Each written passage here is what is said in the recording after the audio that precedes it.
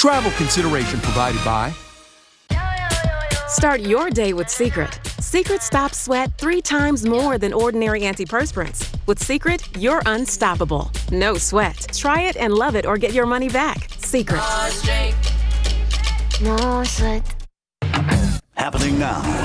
The pandemic is changing the way many of us do business, including at the courthouse. Why they are changing the way juries are selected to keep the public safe. And today, record-breaking turnout in Georgia as voters there decide who will take control of the Senate and the trajectory of Joe Biden's presidency. Why there's a slim chance that we might actually see final results tonight. Why Kenosha, Wisconsin is bracing for civil unrest after a police officer shot and paralyzed a black man nearly 5 months ago. Scam alert about offers to get early access to a vaccine for payment. What you need to know coming up. Not one, but 2 decent shots at rain coming down the pike. I'll be back to talk about that and even how much rain we could see coming right up. The News at 5 starts right now. At first at 5, worries in Wisconsin. A Wisconsin prosecutor announcing no criminal charges will be filed against the police officer who shot a black man in the back last summer in Kenosha, leaving him paralyzed. Immediately following the shooting of Jacob Blake back in August, protests and violent demonstrations erupted in that city and elsewhere. As ABC's Andrew Dimbert reports, Kenosha now has declared a state of emergency just in case there's any renewed protest in light of today's decision. Kenosha, Wisconsin bracing for another potential wave of unrest after prosecutors announced no charges against Officer Rustin Shesky, who was accused of shooting a black man, Jacob Blake, in the back 7 times, leaving him paralyzed. No Kenosha law enforcement officer in this case will be charged with any criminal offense. A state of emergency has been declared, and the National Guard is mobilizing to the Wisconsin city. They look like they're preparing for the worst. Concrete barriers now blocking streets in downtown, and 3,000 feet of protective fencing surround the county courthouse and other buildings. Back in August, cell phone video capturing what appears to be Officer Shesky shooting Blake in the back. The police union has maintained that Blake resisted arrest and was armed with a knife. State investigators have only said a knife was found on the floor of Blake's vehicle, his 3 children in the back seat of this SUV when he was shot. Officer Shesky's lawyer says the officer thought Blake was trying to abduct one of his own children in that SUV. Blake's family demanding Shesky be charged. Attempted murder. He tried to kill my son. The police shooting sparked outrage, and soon protests in Kenosha turned into riots. 2 people were fatally shot and another wounded, and 17-year-old Kyle Rittenhouse was charged in those shootings. He has pleaded not guilty and has claimed he acted in self-defense. Now, as Wisconsin prepares for more unrest, Jacob Blake's family and supporters are calling for organized but peaceful demonstrations. If you come to Kenosha and you're going to practice violence, then you should be arrested. And city officials say that these measures, from blockades to curfews, are simply precautionary and for public safety, adding that there will be designated demonstration areas. Andrew Dimbert, ABC News in Washington. And new at 5, though, the moratorium on jury service ordered last spring due to concerns over the spread of COVID-19 remains in place. Jury summons are still being sent out. There are jury duty for civil cases only, with the entire process from answering the summons to the actual jury service conducted remotely. Paul Vetterman now with an explanation of how this will work. The new jury summons looks like this. They've been modified to include instructions on how the new process works. They're being sent to people selected randomly, as in the past, and will tell jurors where to report virtually and the day and time. Jurors can register online, and we can actually send them emails, because one of the things they'll have to do is give us an email or a phone number. When registering, jurors will be given an opportunity to request exclusions or exemptions. The system will automatically grant certain ones. Other ones will be reviewed by us, and we will determine whether they get what their request. Schultz developed the new system along with local administrative judge Ron Ronhell and the county IT department. Ronhell said the judge presiding over each case will conduct jury selection, again virtually. The judge has the opportunity to address. There will be 40 to 60 individuals that will be on the screen. that will be available to be on that jury. A virtual civil jury trial was successfully conducted here last month. Given that, the summons were the next obvious step into this uncharted legal territory, Runnell said. A step, he said, taken cautiously. The most important thing for us is to consider the public safety. We're not going to put anybody at risk by coming into the courthouse for an in-person jury trial while this pandemic is ongoing. Paul Venema, KSAT 12 News.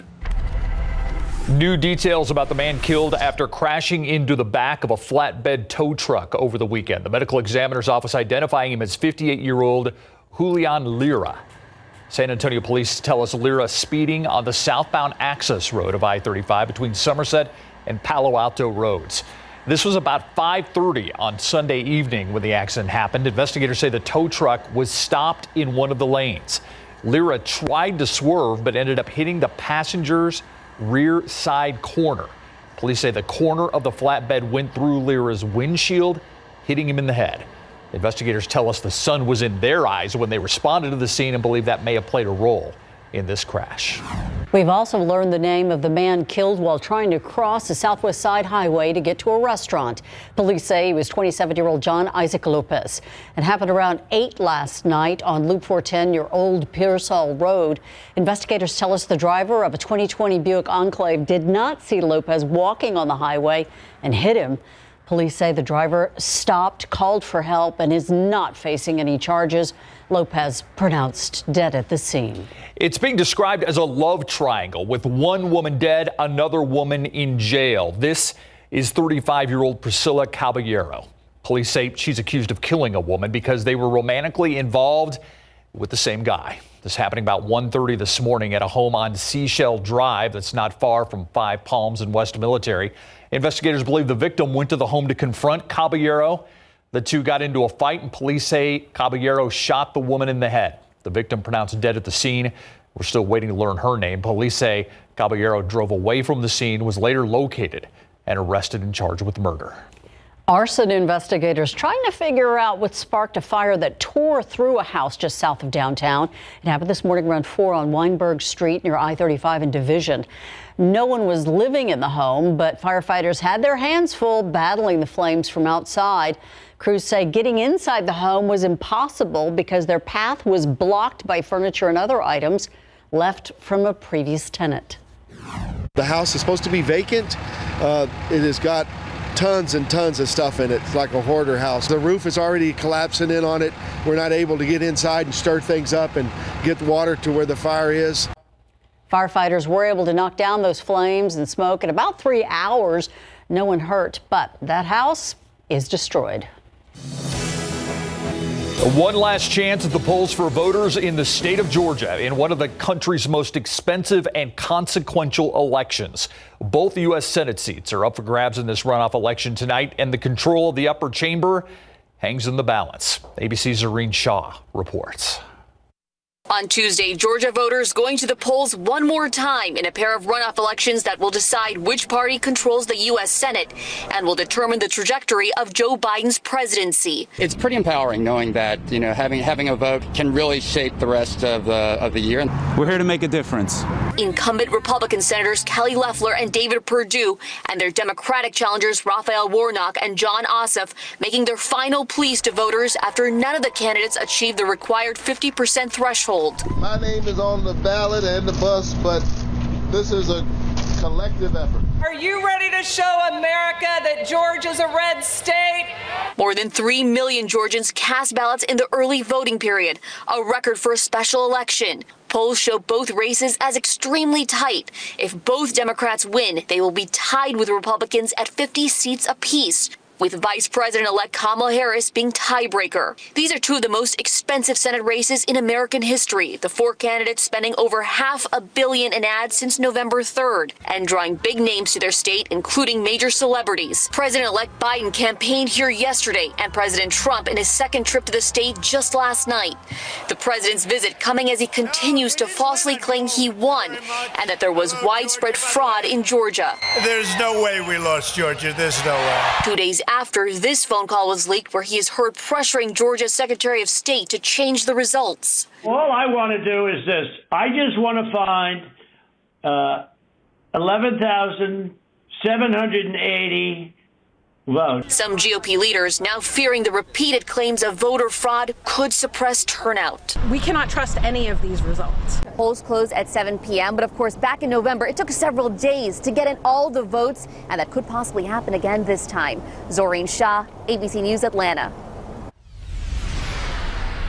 More than 350,000 people in the U.S. have lost their lives due to COVID-19, likely making the virus the third leading cause of death in 2020.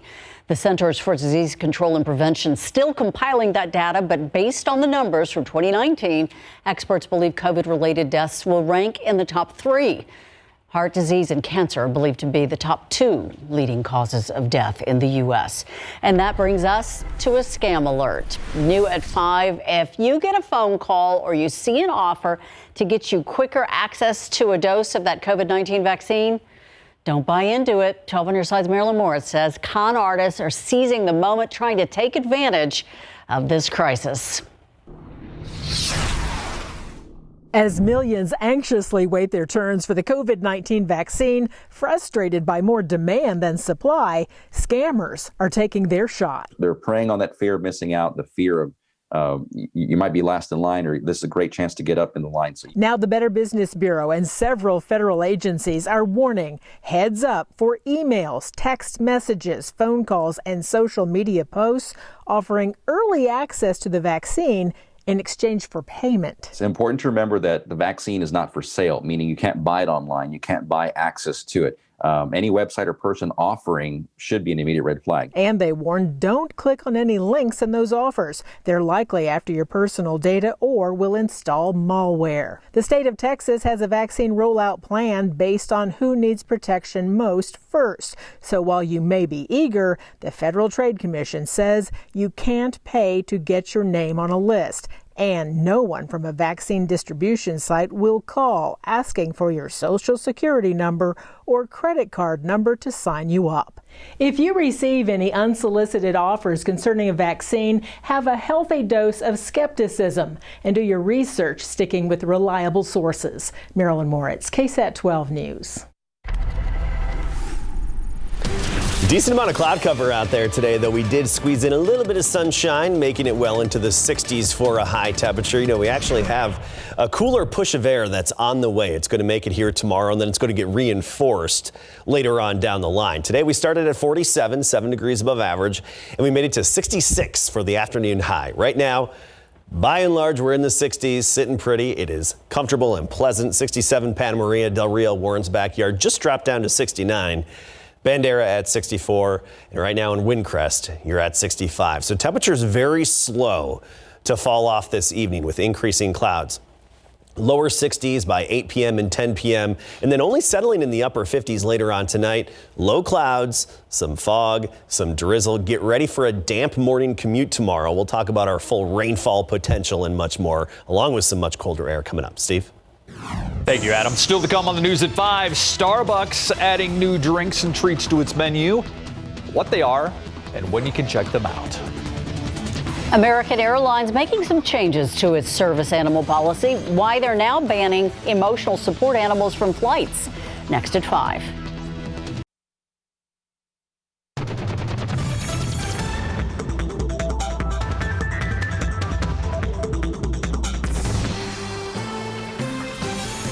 If you travel with American Airlines and have a service animal, some important changes you need to know about. The airline says starting next week, emotional support animals will not be allowed to fly. Existing bookings will be honored for the rest of the month, but no later than that. The change is being made to comply with new regulations from the Department of Transportation. Alaska Airlines also banned emotional support animals last week. If eating healthier is one of your New Year's resolutions, you might want to try the Mediterranean diet. For the 4th year in a row, it's been named the best overall diet. U.S. News and World Report announcing the rankings on Monday after a panel of experts reviewed research from around 40 different eating plans from medical journals, government reports, and other resources. The plant-based diet focuses on eliminating or reducing processed foods and centers on fruits, vegetables, beans, lentils, whole grains, nuts, and seeds. Some exciting news from Starbucks, the coffee chain announcing a new winter menu. It's going to feature a pistachio latte and a honey almond milk cold brew. As far as treats go, Starbucks introducing an earth cake pop dipped in blue icing and covered in green and white sprinkles, so it resembles the earth. The new winter menu available now at participating locations. Interesting. Guess you could call that a venti deal. Oh boy, Wes waiting for it. A venti deal outside. All right. Very nice. 65 degrees today was nice, but it wasn't, as sunny and pleasant as yesterday. We had about an hour of sun here. Yes, and typically this time of year in the winter months here in South Texas, we have a lot of cloudy days, and this winter has been the opposite, where we've actually had a lot of sunny and comfortable days. That's just been the pattern. But you're right, today we had a decent amount of cloud cover, and that is going to help lead to some areas of rain very shortly. We actually have a few chances of rain here coming up. The first being tomorrow. So let's get right to that. Quiet across the state right now, but you look at the overall weather pattern and the flow in our atmosphere, there's that dip over the Rocky Mountains and basically Colorado. That's going to continue to amplify, get a little stronger, deepen, and dig its way down into Texas. Not only that, it's going to spin up in an area of low pressure and, of course, a cold front that's going to be clipping us tomorrow. So let's talk about our futurecast. This evening and tonight, low clouds starting to fill in. First thing tomorrow morning for your commute, you'll have dampness, that drizzle and fog that we have actually seen a decent amount of this winter. That morning dampness, a few sprinkles, and then even some scattered showers through about the noon hour. That'll be the case. And the best chances of that is Hill Country, I-35 corridor, and points eastward. Now notice as we get into the afternoon, the rain starts to shift eastward, and it's going to be spotty in nature, widely separated, and the sky actually clears again here in San Antonio. So the morning commute tomorrow is looking damp. The afternoon, evening commute, actually clear and dry with a bit of a wind that's going to be noticeable as well. So that first chance of rain moves on through tomorrow, mainly for the first half of the day. As for rainfall potential, I wish I had better news for you. If we're lucky, we could see about 1/4 of an inch in some parts of our area, and I think the greatest potential is going to be closer to the Gulf coastline, especially along the coastal plain. You get out near the Rio Grande, I don't even think you'll see a drop, unfortunately. You'll just have some clouds to start the day, and then most of the day will become sunny. You get into East Texas, up into Arkansas, they'll have some better accumulations there as the system kind of picks up strength at that point and taps into a little bit more moisture. So yeah, damp start to the day tomorrow. Unfortunately, I don't think it's going to add up to a whole lot, just some nuisance rain, but we'll take it. 65 degrees, that's our temperature right now. Dew point at 57, so dew points are back up a little bit, and you'll notice that a bit to start the day tomorrow as well. Temperatures, 60s, well, there's an exception. Pleasanton at 71. Pretty straightforward readings out there. You get down into Cotulla, 74, Laredo, 77, and Del Rio officially right now at 71. But with the increasing clouds, temperatures slow to fall off tonight. Now here's what's going to be noticeable tomorrow afternoon. We'll have the morning dampness, but then by the afternoon, once we get sunshine, this northwesterly wind will pick up again. I mean, we're not talking gusts of 40 miles per hour. No. We're looking at 25 to 30 mile per hour gusts. So noticeable, but not as extreme as some previous cold fronts over the past couple of weeks. But notice 5 p.m., we're all in that northwesterly flow. And you know what resides in the hill country and what likes to produce pollen this time of year? Of course, mountain cedar. A count of over 18,000 today, very high.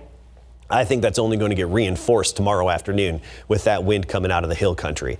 So dew points right around 60 right now. They'll be on the rise through the night. We'll briefly have some humidity in the air ahead of tomorrow's midday cold front, and then we're looking at very dry air for the rest of the week and into the weekend. 58 in the morning, 68 and sunny by the afternoon once we dry out with that noticeable northwesterly breeze.